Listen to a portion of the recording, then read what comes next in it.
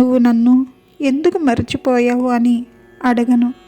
నీ వల్ల నేను ఎంత బాధపడుతున్నానో అది కూడా నీకు చెప్పలేను. కానీ ఒకరోజు నువ్వే తెలుసుకుంటావు, నాలాగా నిన్ను ఎవరు ఈ లోకంలో ప్రేమించలేరు అని. అడిగే అవకాశం, చెప్పే చనువు, ఆ రెండూ ఉన్నప్పుడే ఏ బంధమైనా శాశ్వతంగా ఉంటుంది. వెతుక్కుంటూ వెళ్ళకు, అవమానపడతావు. ఎదురు చూస్తూ ఉండకు, మోసపోతావు. నిన్ను మాత్రమే నువ్వు నమ్ముకో. ఇది నటనా ప్రపంచం. నా జీవితంలో నాకేదైనా కోరిక ఉంది అంటే అది నువ్వే కదా. నాకు ఎప్పటికీ నువ్వు కావాలి, నీ ప్రేమ కావాలి, నువ్వు ప్రేమగా మాట్లాడే నీ మాటలు కావాలి. ఎప్పటికీ నువ్వు నాతోనే ఉండాలి, నువ్వు ఎప్పుడూ నా పక్కనే ఉండాలి.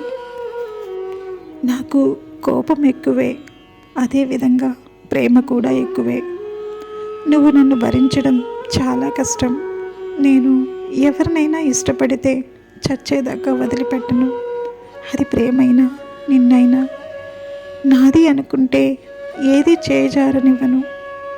నాది కానప్పుడు కన్నెత్తైనా చూడను. నిజంగా మనమంటే ఇష్టం ఉన్న వాళ్ళు మనతో ఒక్కరోజు కూడా మాట్లాడకుండా ఉండలేరు కదూ. ఏడవడం చాలా తేలిక, కానీ లోపల ఉన్న బాధను దాచుకుని పైకి నవ్వడమే చాలా కష్టంగా ఉంది. అది అనుభవించే వారికి మాత్రమే అర్థమవుతుంది. ఎదురు చూపులో ఎంత బాధ ఉంటుందో, ఎంత నరకం ఉంటుందో ప్రతిరోజు ప్రతి క్షణం దొరకని ప్రేమ కోసం ఎదురు చూసే వాళ్ళకే అది అర్థమవుతుంది. నేను చేసే ప్రతి గొడవ నువ్వే కావాలి అనే కదా.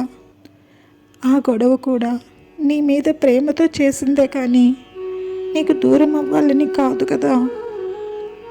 నేను చేసే గొడవను అర్థం చేసుకుంటే ఆ గొడవ నేను ఎందుకు చేశానో నీకే అర్థమవుతుంది కదా.